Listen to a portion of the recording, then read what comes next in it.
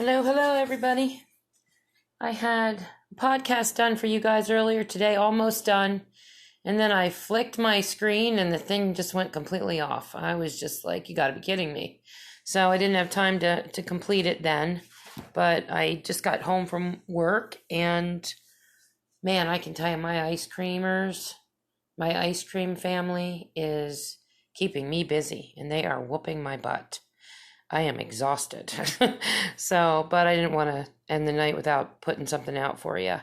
I had some things I wanted to talk about today, which is so weird. I have to do this over again. It's just like you do something. It's almost like when you're doing a movie or something where you have to do those takes and keep doing them over and over again. That's how I feel right now. I told you last week I would do some things on Hellhounds.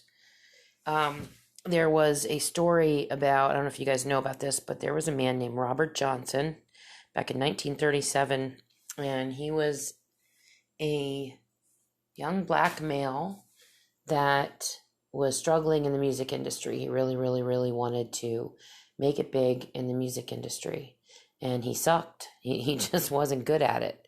Apparently, he could barely play the harmonica, couldn't play the guitar for worth a crud. He just wasn't good, and he got so frustrated, tired of it, he went off and he took his guitar and he went to the crossroad on Highway 49. I think it was 49 or 47. I can't read my writing. I believe it's 49. It was Highway 49. You guys can look this up. It's if you look it up on YouTube even, or you look it up, just the story about him. It was amazing. He actually wrote a song called Hellhound on My Trail.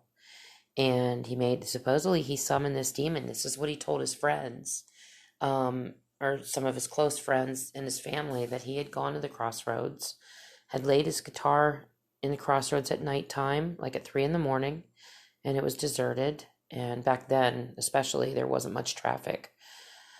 And he summoned a demon, and a demon apparently appeared to him, and he sold his soul.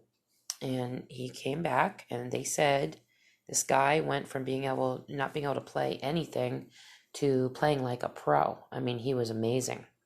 And they couldn't get over it. And they said that when he told them what he had done, they believed him because they said there's no way he could have, been able to play like he did. So, and this is the trickery of the devil and the demons. This is what happened to him that you have to watch out for.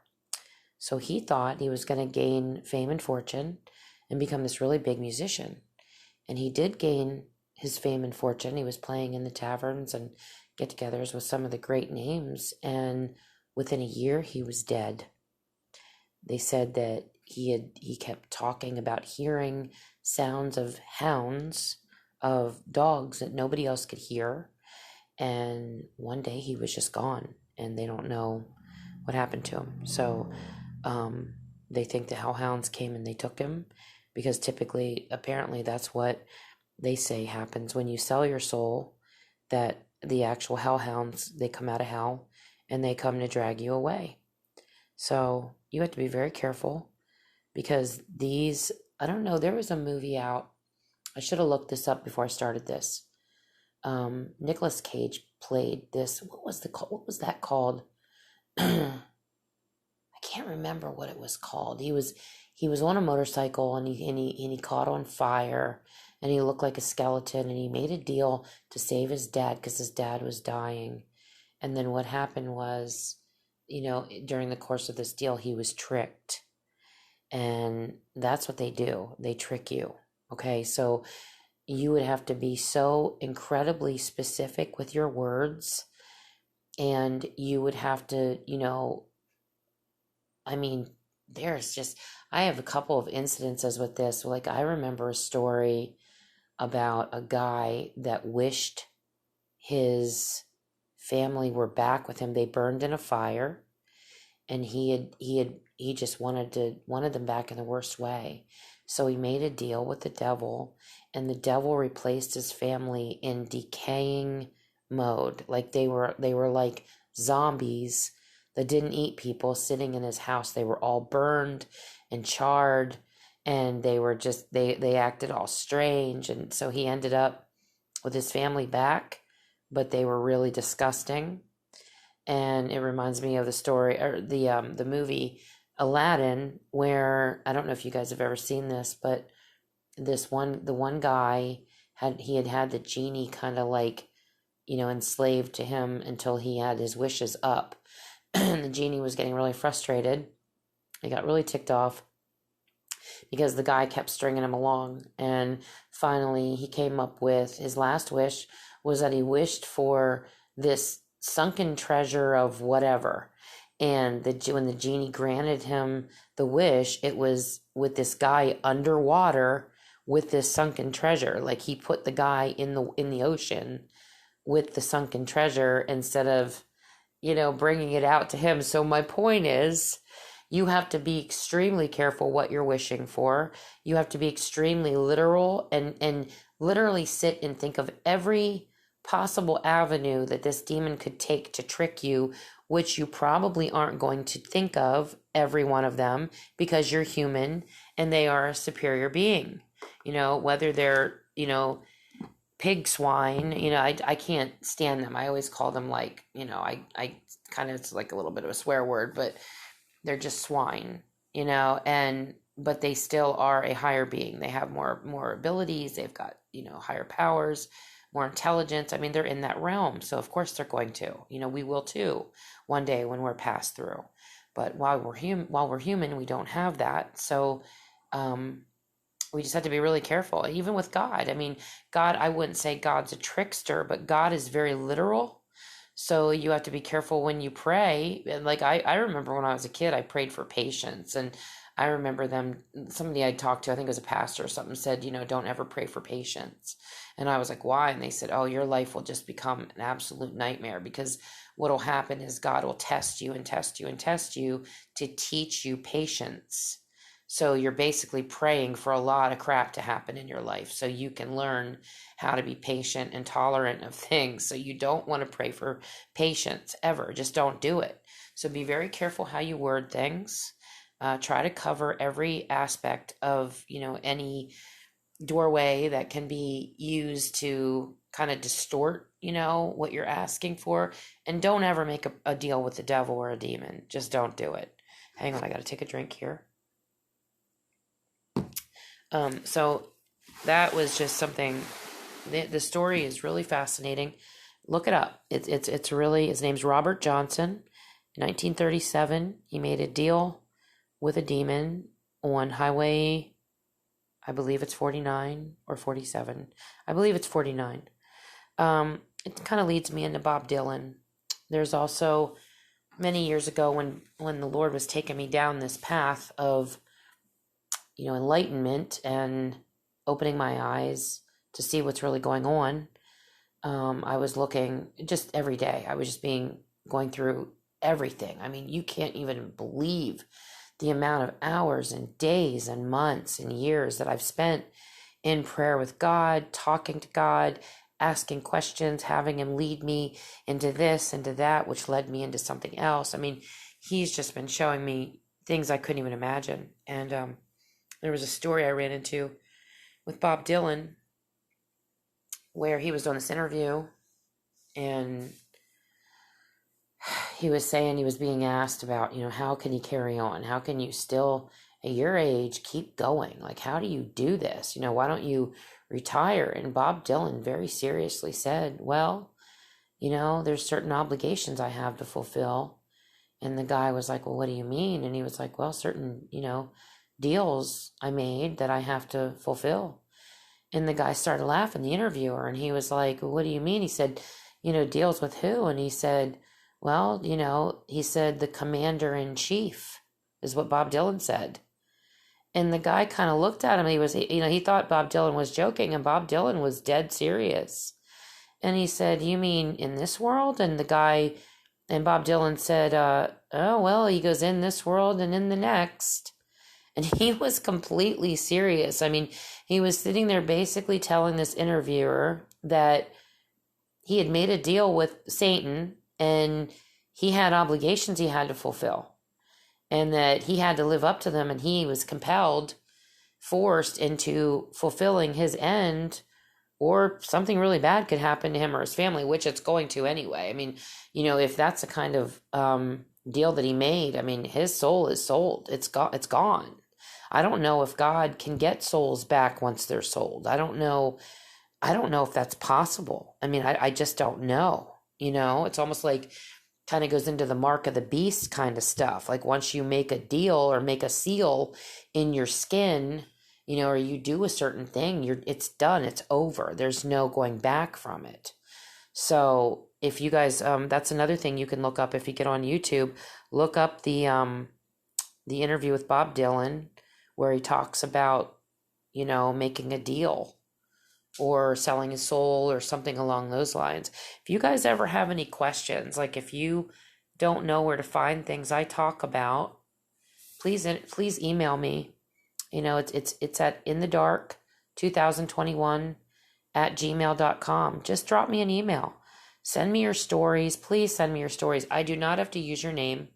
I can keep you completely anonymous. Just send me stuff, guys. You can send me questions. I mean, anything you want to do. Don't forget that. Also, if you need prayer, I'm a big person. I like to pray for people because I believe that all of this is interconnected. I don't think any of it is separate from the other. And that's why a lot of times when I do my podcast, I talk about God, because it's all intertwined to me. We're in a spiritual battle down here, which turns into physical because it affects us, our lives, our physical realm, all that stuff. And God warned us about it, and we're right smack in the middle of it. And if people want to deny this, if they want to deny God because they don't want to have accountability for their life, I mean, that's okay. You don't have to, it's not okay, but I mean, it's your choice, but I'm here to warn you. And this is what I believe. It's what I've been shown. I've had messages from God. I've had talks with God. I've gotten some really profound things from the Lord. And I'm telling you, he's real, and guys, it's so important that you get right with him. And, if you run into a cryptid or a demon or an alien or anything, the number one thing you have to start doing is invoking the name of Jesus Christ. And supposedly, when people are running into these beings, they just poof, disappear. As soon as you start talking Jesus, these things are gone. And that tells you so much. You can deny things all you want to, but that tells you everything right there. So I wanted to share those stories with you. There's also hellhounds I find them interesting because there's dogmen. We have the legend of Anubis. We have dogmen. And we have hellhounds. And I have a feeling that there are 3 different types of entities, and we have werewolves too. We've got all 4 of them. Anubis might be dogmen. That might be a dog man. There was a saint, I thought it was Saint Peter. One of the saints, they found inscriptions in the Egyptian tombs that there was a saint, and I thought it was Saint Peter that was actually a dog-headed saint. He actually had the head of a dog. So this stuff, I'm telling you guys, we are in a rabbit hole that goes for miles here. So this stuff gets deep. It gets crazy. It's like crazy land. We're literally living in the world of the supernatural. But the hellhounds, I think it's fascinating that, we've got a lot of dog characters, a lot of dog creatures.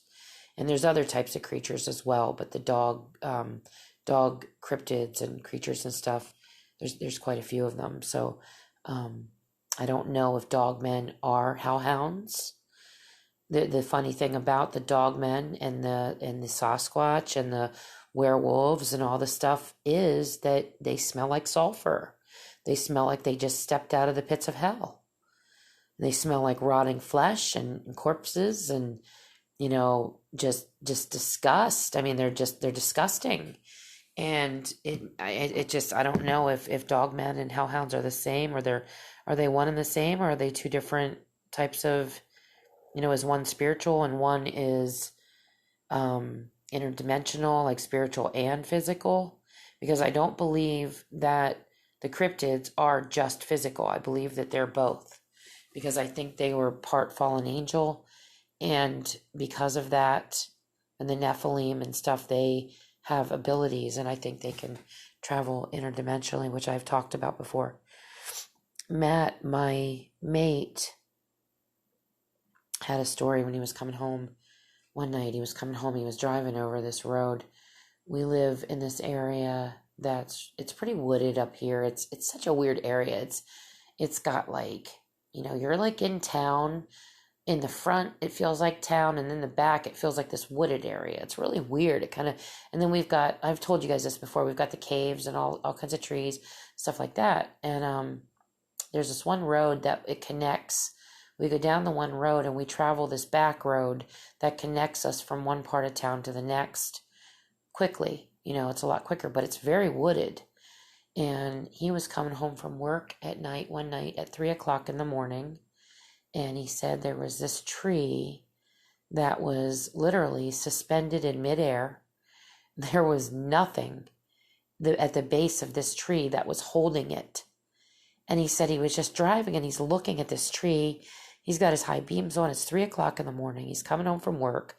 Hasn't been drinking. And there's this tree that's just like suspended there. And it was like something was holding it on both ends, or maybe one end.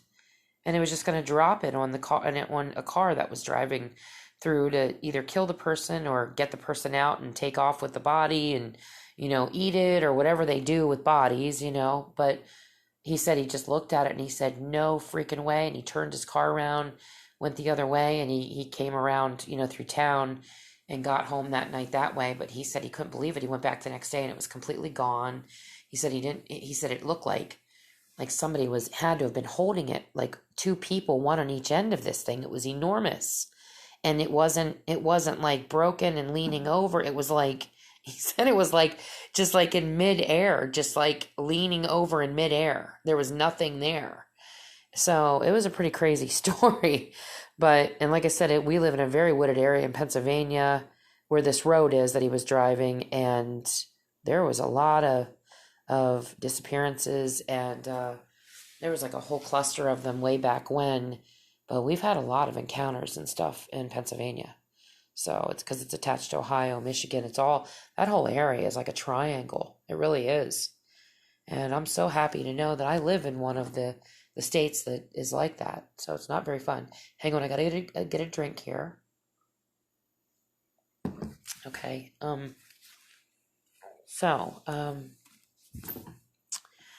There's a couple channels I wanted you guys to follow. I love the fact that you're on my channel, my podcast, and I'm going to be doing this on YouTube as well. I have to put my podcast episodes up on YouTube, and then start doing YouTube as well as, Spotify, Apple, Anchor, Breaker, all the ones I'm on. But there's some podcasters that you guys really need to get into listening to them. One of them, as I talk about, is David Paulides. You have to listen to David Paulides. This man, his credentials are incredible. He's an ex-cop, ex-police officer, and he has really seen and heard some stuff. It's important you follow him. There's a couple other ones. There's one that I love named Jeff Nadolny. He does a channel. If you look up Jeff Nadolny on YouTube under Dogmen, you're going to find his channel. Jeff puts something out almost every night. So he's really good about this. He's really dedicated his time to this, but he has some amazing stories, guys. You should really follow him. The other one is Sasquatch Chronicles with Wes and Woody. They are very important to listen to. These are outstanding programs. Dixie Cryptid with Cam. He is amazing. He just reads them. He does a lot of reading and stuff like I do. And there's Vic Cundiff on Dogman Encounters. And then there's one other guy. These are the only ones I really listen to.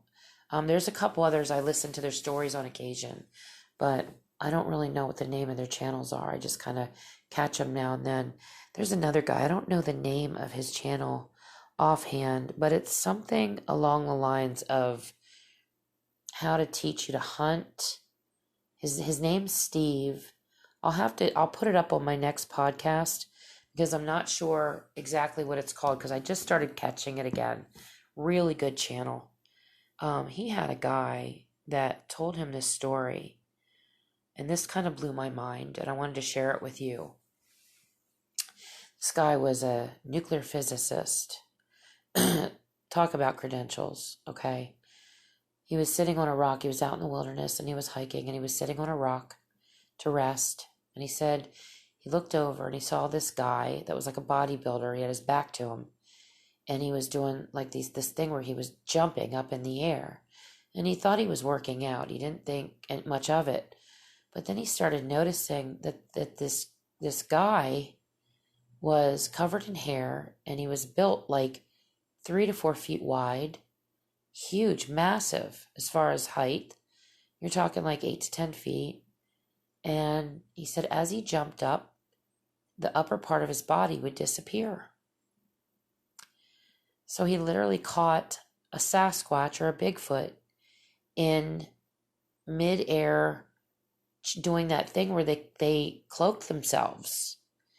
And it was odd. And this is what I find odd because when his feet left the ground, when the Sasquatch he jumped up, his feet left the ground, his upper part of the body, as he jumped high enough, he disappeared. So, and I don't know if you know this, but the realm of demons and the devil and the fallen angels right now, because hell hasn't been, they haven't been cast to hell yet, it's in the air.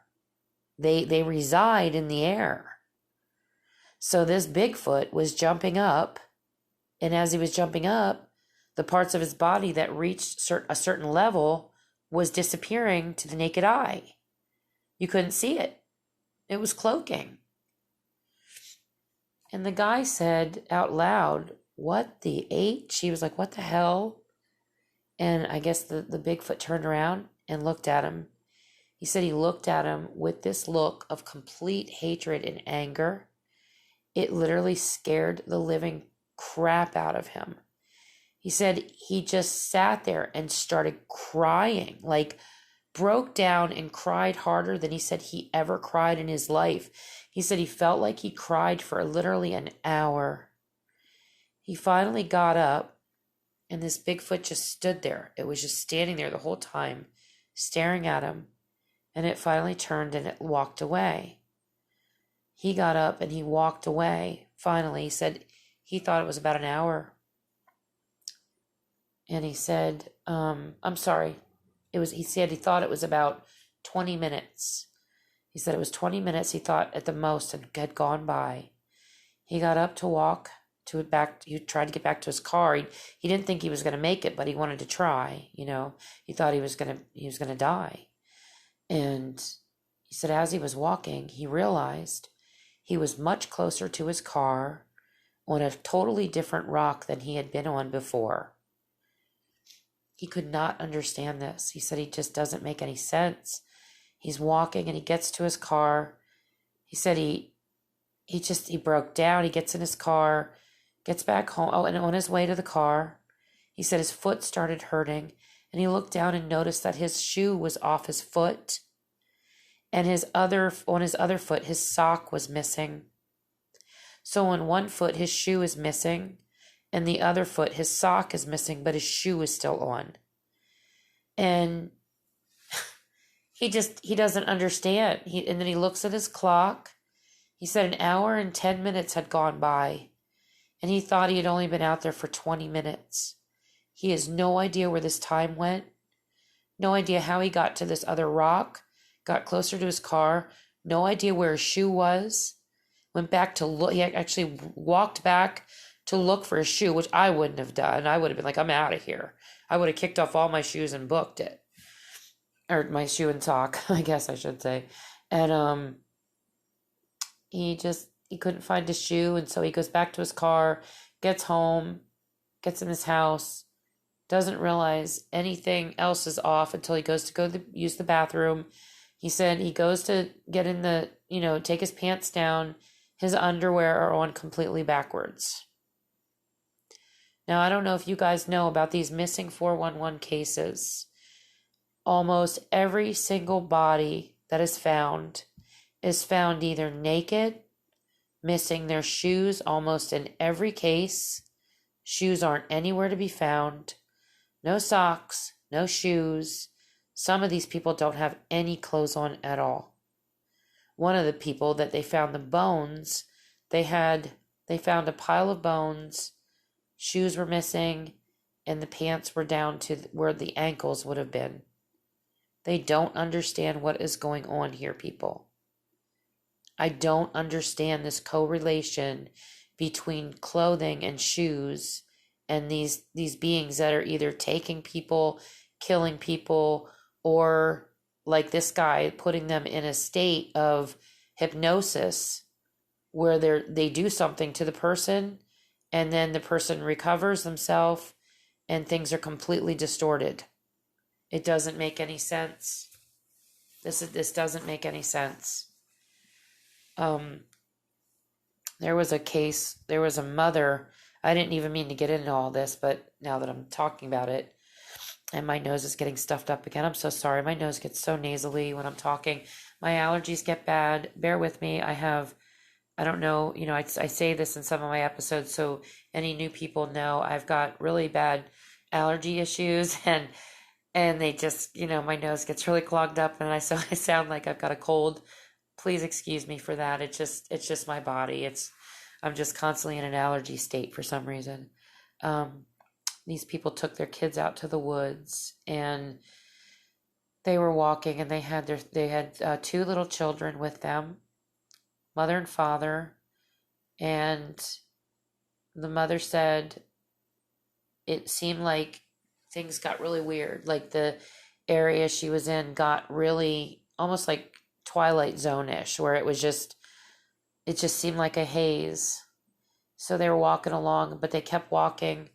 Before they knew it, the one child was gone, and they could not account for why this child was gone. They could not figure out where this child went. The child had been in between the two parents the entire time. Nothing made any sense. So the other little one that was there said the fuzzy man took the child, took their sibling.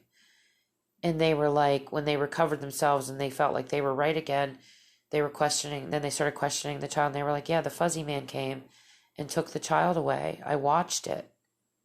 And they never found the child. The child was gone. It was missing forever. It devastated the family. So I don't know in a child's mind what fuzzy is.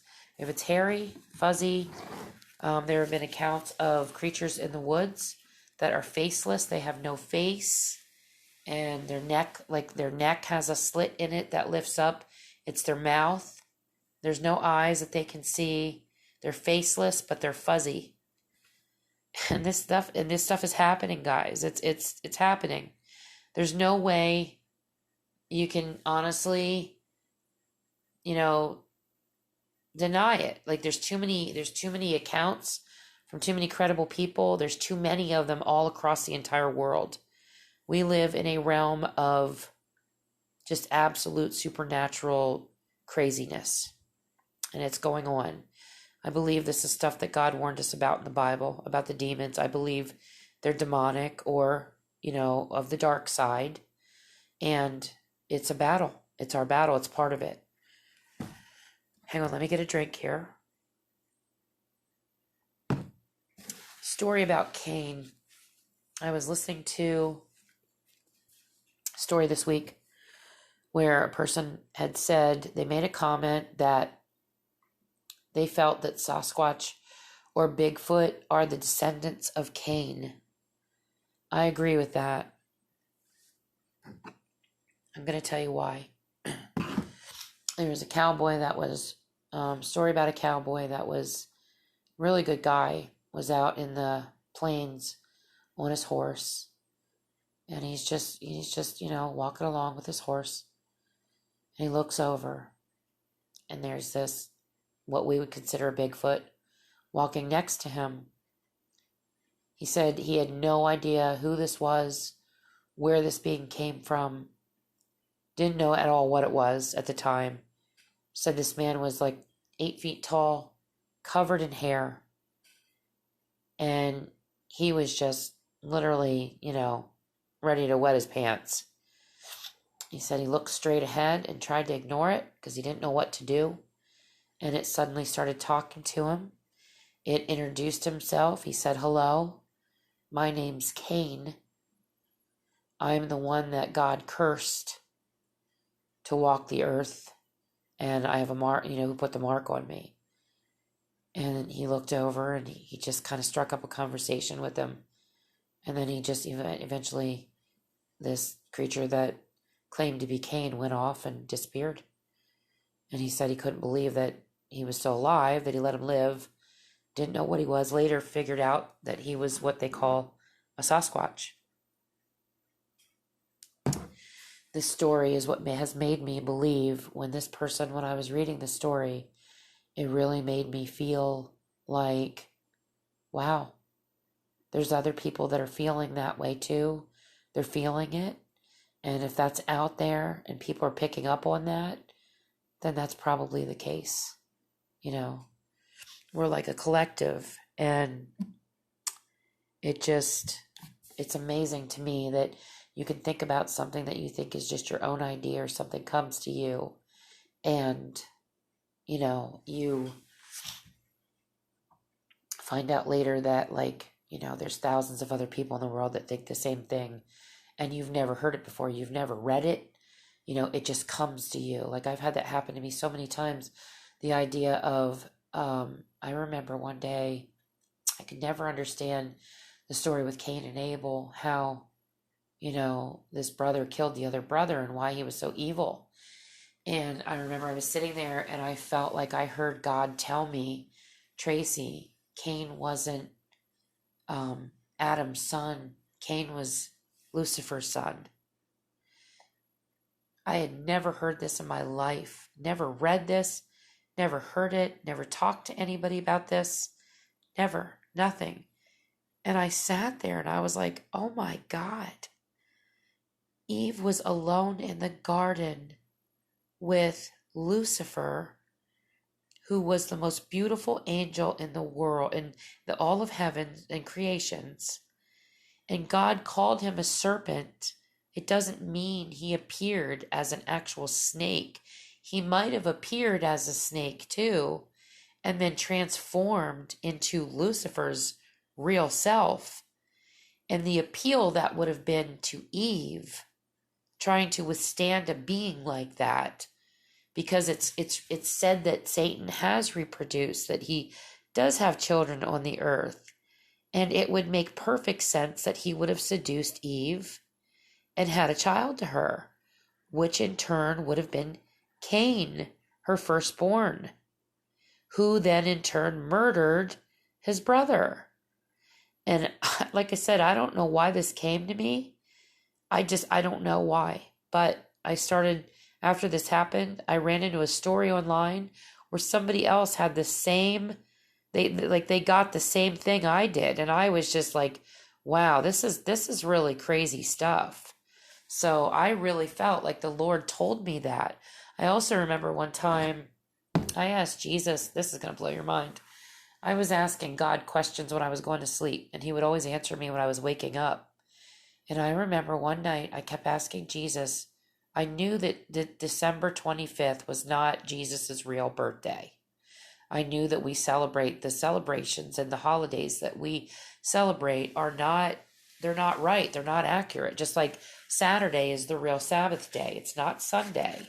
We should be celebrating and worshiping on Saturday, not Sunday. Constantine had changed that. He had come and changed the Sabbath day to Sunday to honor the sun god, guys. Okay? The first day of the week is Sunday. The last day of the week is Saturday. The seventh day that God rested was on Saturday. It is not Sunday. So for us to worship on Sunday is not good. So if anybody has any inclination to really delve deep into the true Sabbath, it is on Saturday. So hang on a second. I lost my train of thought there. um, oh boy, I can't remember what I was just talking about here. Hang on just a second. Let me think about this. Just give me a moment here. I know I was talking about, okay, I was talking about Sunday. Boy, I can't recover this. Well, let's just move on. I'll find out. It'll come to me eventually and I'll start talking about it. But if you guys, like I said, if you do have any inclination to worship on the real day. Oh, now I got it. I got what I was going to tell you. Thank you. Sorry about that, guys. Um I kind of got redirected onto something else. I was asking God what I what his birthday was. I wanted to know what Jesus's real birthday was because I was like, I had this feeling, that it wasn't really, the 25th of December. And we've all heard, a lot of us have heard that, it's just a day that for whatever reason, we've, come up with this day. I don't know why, but it's probably something Satan's come up with. If you think about this, now, how weird is it that you're celebrating a man, a little old elf or man in a red suit with, white hair, white beard, comes down a chimney, just stuff like that. It's pretty. He picks up an orb and he looks through it to see if you're good or bad. And his name is Santa. Do you have any idea how close to Satan that is? Santa and Satan. That's nuts. And the only reason I even caught on to that was one time Matt and I were doing presents. We were or wrapping presents, and he got so tired. We had been up for like weeks, just every night we were wrapping presents. We had the biggest Christmas in the world that year. It was just amazing, but we wanted to do something really fun with the kids. And he accidentally wrote, because we would put from you're to so and so from Santa, and we would do it so the kids felt that they were getting presents from Santa. And he wrote from Satan on the one, and we couldn't believe it. We were just sitting there, and that's when it occurred to me that oh my God, like, what are we doing? Like, what are we really worshiping here? Like, what is this holiday that something is Santa? Like, where did this name Santa come from? So it was pretty wild. But some of this stuff is really wild. But let's get back to the dream before I forget this again. Okay, so I had this dream. I was asking God Jesus what his real birthday was. I said, I want to know what your real birthday was. And this was during the time when it was like everything I was asking Jesus, he was taking me down all these, just everything, just teaching me everything. And he was answering me. He was always answering me questions. And I just haven't been doing that much with him lately. But it's like every time I ask the Lord for a question, he always finds a way to answer me in the most amazing, profound ways where it's him. So I asked him when, I said, Jesus, when's your real birthday? And so I went to sleep that night, woke up. It was right in between sleeping and waking. It was like that in between stage where you're starting to wake up, but you don't know you're awake yet. That's when God always answers me, or Jesus answers me. Hang on, I got to get a drink here. Wish I could clear up my nose. Oh my goodness. So, I was in that in between stage, and I saw this plane fly by, and I saw. So I can't remember how it went, but it was something like he was answering me that like this was my birthday, and it was like a plane, and it was flying by, and there was this banner in the back of this plane, and it said October 31st. And I was just like, you got to be kidding me. And I just sat there. I woke up and I was like, your birthday is October 31st. And if you think about that, guys, think about that. Like, how profound is that revelation? Jesus's birthday, if this world is run by Satan and he spins everything that God does, everything about God, he does the same thing, but he puts an evil spin on it. He would take Jesus's true birthday and turn it into the most evil day of the year. when people worship the dead and ghouls, and there's all these sacrifices going on during witchcraft and cults. Kids are being abducted and kidnapped, taken out and slaughtered and murdered and raped and, sacrificed, and all this horrible, horrible stuff is going on during Halloween. And I just sat there and I was like, that can't be. Like, I must be imagining this. Like, I got the wrong message. And I was like, I didn't get the wrong message. I'm like, I felt in my soul that Jesus' true birthday is October 31st. That it's the day of Halloween, or October 30th. I can't remember if it's 30. It's whatever the day Halloween falls on. I think it's the 31st.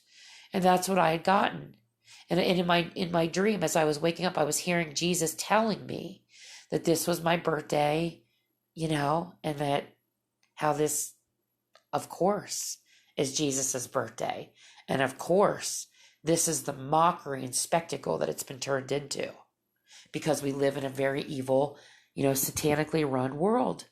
It was, I don't know, guys. It was amazing. Hang on, I gotta get a drink.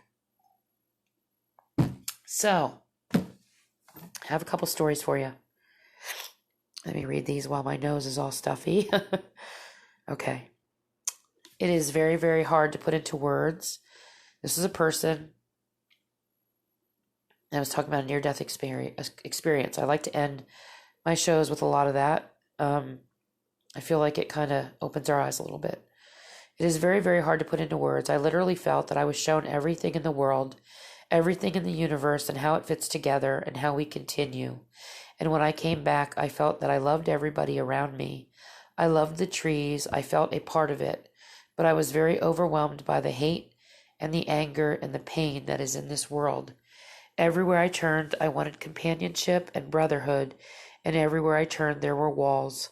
I wanted to reach out and hug people and be with them. But nobody wanted this and understood it. I just felt like I was connected to humanity, but humanity wasn't connected to me. That was one encounter. Hang on. Hello, and thanks for reading my story. I personally never had a near-death experience. However, my friend's husband had one years ago, which he told me about. He was an atheist, but came out of it with a different perspective. He had suffered a dissection of his abdominal aorta while his wife rushed him to the hospital and was bleeding out and coded in the ER. They were able to bring him back, but just barely. Anyway, after he recovered and sent home, I asked my friend how her husband, Bruce, was doing. She told me fine, except he was driving her crazy because he wouldn't stop talking about what he saw after he died. Weeks later, I called to talk to my friend, and her husband answered and told me she wasn't home. I then asked how he was feeling. He told me he was fine, but added that when he died, he was suddenly in the presence of millions of beings, and that the ones up front closest to him he recognized as friends and loved ones who had passed. He said he felt a connection to everyone else, as though he knew them his entire life, and they had a history of sorts. He also said he felt welcomed and that they were very glad to see him. Then he was suddenly back in the ER. He was quite excited, telling me the story. I could hear it in his voice, adding that he wasn't sure if we are aliens or what, but that there was definitely something more than this life. Bruce passed away of a heart attack leaving work a few years ago. So wherever he was the first time he passed, I'm sure he was met with the same joyous reunion again.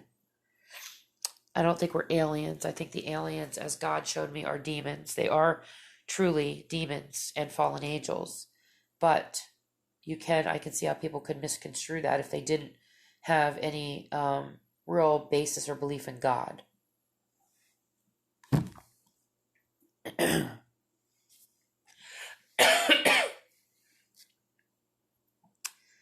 Okay, let me look here. I'm just looking to see if I want to read anything else to you guys tonight.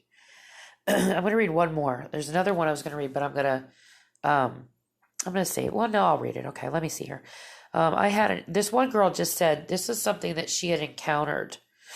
So she said, I had an entity like a dementor, hold my throat during sleep paralysis, and say, "Don't tell anyone about me." I just stared it down and said I would tell everyone.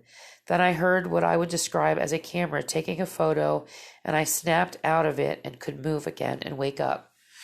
Now, this is interesting because my daughter had an experience, her and her boyfriend or fiance, where she literally saw something that looked just like the Dementor from Harry Potter.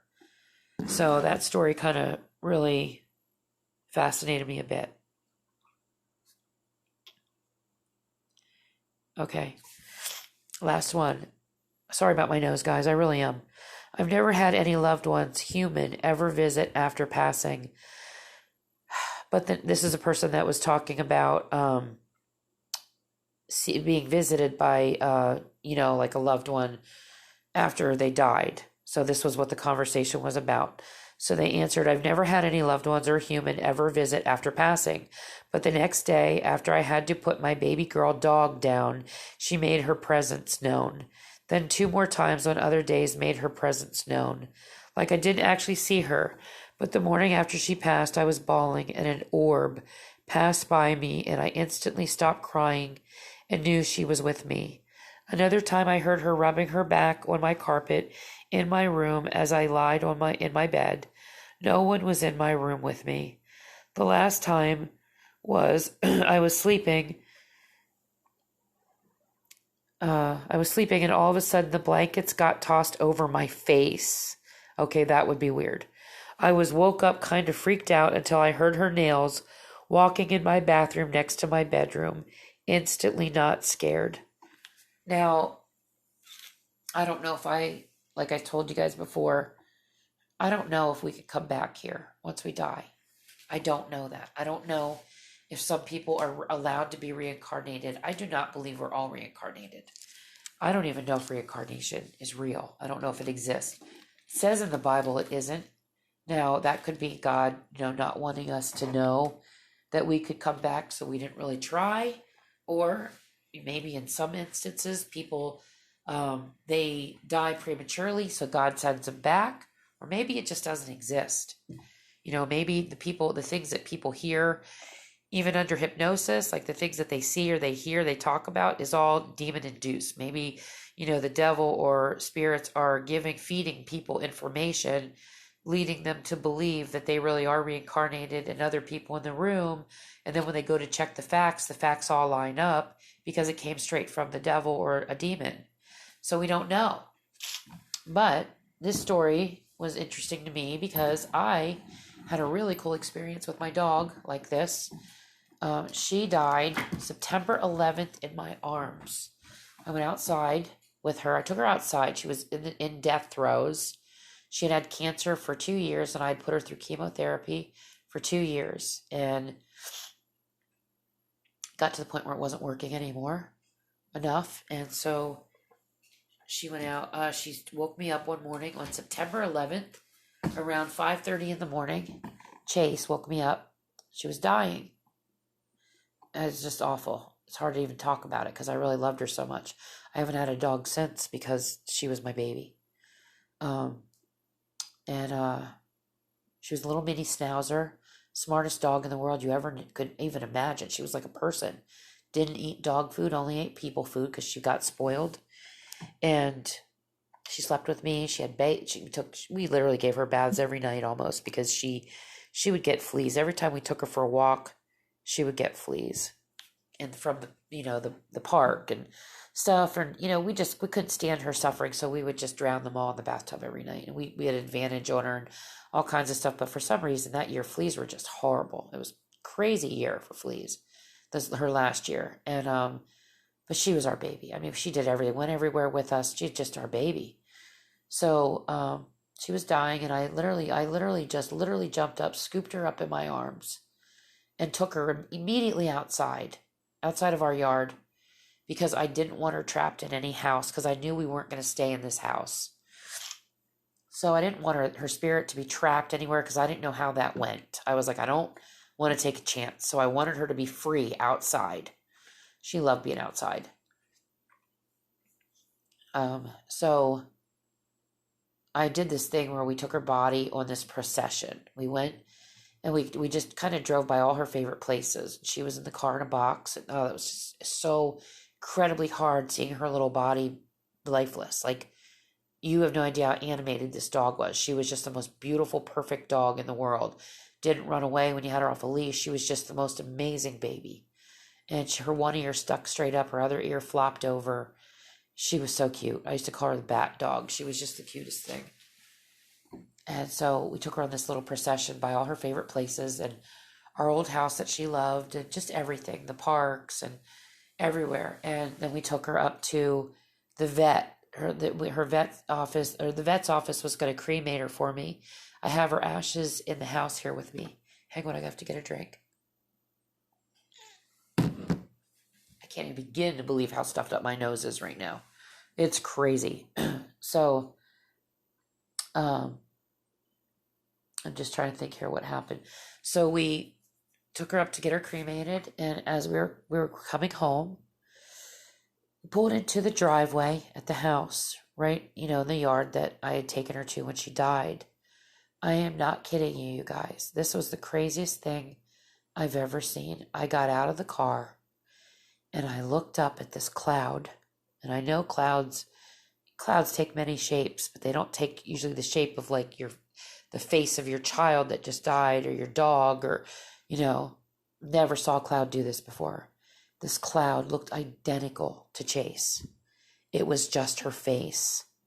It looked identical to her. Like the entire cloud was right above me, looking like it was looking down at me. I gotta make sure I don't start crying. And it was her. And I looked up. I was just staring at this cloud, and I went, Matt, he was with me, and so were the kids. I said, look at that cloud. And he looked up, and he was just like in shock, and so were the kids, and he was like, it's Chase. I said, Matt. And we just stood there and stared at it, and it was like she was looking down at us. And then all of a sudden, as the cloud was shifting, it literally looked like her side profile. So it looked like something called her, and it was time for her to go. And she looked in that direction, and the cloud turned into her profile, guys. Like, it was just, I'm telling you, it was amazing. I will never, ever get over that. Like, you don't understand how, like, real this was, and how incredible that every movement of this cloud took on the shape of either her face or her profile. And then it just dissipated. And I was just standing there telling her I loved her. And it was okay for her to go and that kind of stuff. I can't believe I still get choked up about her. It's been September 11th. It was in 2012 that this happened. So it was rough.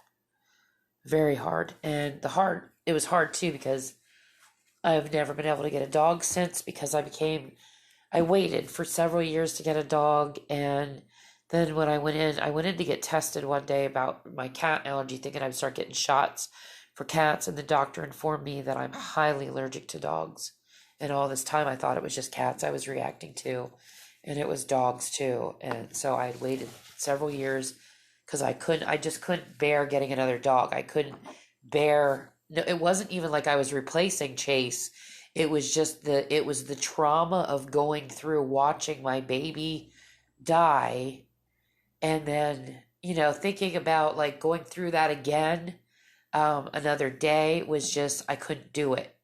I was like, I don't ever want to feel this again, So that's why I hadn't gotten a dog. And then so many years passed, and I really got to a point where I thought about getting another dog, and I just couldn't. And then I couldn't, because I went in and got the allergy test and was just stunned that I was highly allergic to dogs. I'm so allergic to dogs. Like, I have a problem because people take dogs in stores and restaurants, and there's other people like me that are out there that shots don't work with, medicine doesn't work with, and people are just taking dogs everywhere, and you're just like, I have to run out of stores. Like, if I see a dog, I have to get out of there pretty quick, because I'm so allergic. I have to carry an EpiPen with me. I go into anaphylactic shock from it. So you guys think about that, like as people are taking their dogs into stores and especially grocery stores where people take food home and they ingest it, or they go to like Lowe's and they take, home improvement stuff back to their house.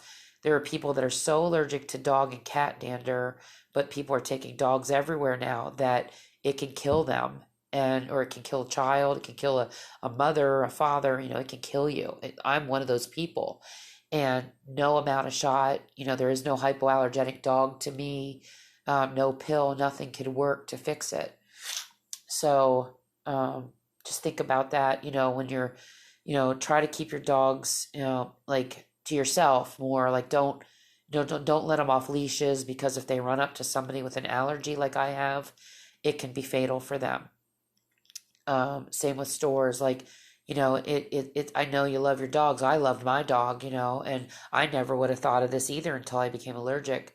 But if you're out in public, keep your dog in the car if you can, because it really helps people like me. It really does. And there's more of us out there than you think, It's like a silent hell that we live in, that we really don't have a voice. And, we live in this horrible situation that could take our life, So it's really bad, but I'm one of those people. So anyway, but that's what happened with my dog, and I miss her, and I cannot wait to see my baby dog again one day. I cannot wait to be in heaven and have animals again and be with my dog and just love her and, see her. And I have a couple other dogs I had too. So it's just the love that you have for your animals. It is like they're your child. They're just amazing. And I used to save animals. I used to rescue them. I did everything. So for somebody like me to become allergic like this to animals is so unfair, because I'm one of those people that I took a deer that was dying off the road and stuck it in my van with some guy I didn't know. We were like loading this deer in my van one night so I could get it to the wildlife preserve. And I've rescued deer and every kind of, I had the whole road blocked off one night trying to save an opossum. Like, it's just, I used to do this stuff all the time, and now I have to stay away. It's basically all animals, but dog and cat I mentioned because those are the ones that we get exposed to the most. Like, people have cats in their house, people have dogs that they take all over. So, that's the one, they're the two that frighten me the most, especially the dogs. But someday I will be with my little Doodle, I called her my Doodle dog. I will be with Doodlin again one day. So, but that was a really neat encounter I had with this cloud, and I knew in my soul, in my spirit, that it was her. It was her spirit. So that was a pretty cool story. I love you guys. I will talk to you next week, and should be putting stuff on YouTube soon, and hopefully this horrible allergy and nose of mine is clearer next time I talk. So have a great night. You guys take care. Stay safe. God bless you. Say your prayers. Any questions or anything you need help with or want to talk about, or any stories or encounters you have, please message me. I love to get encounter stories. Take care, you guys.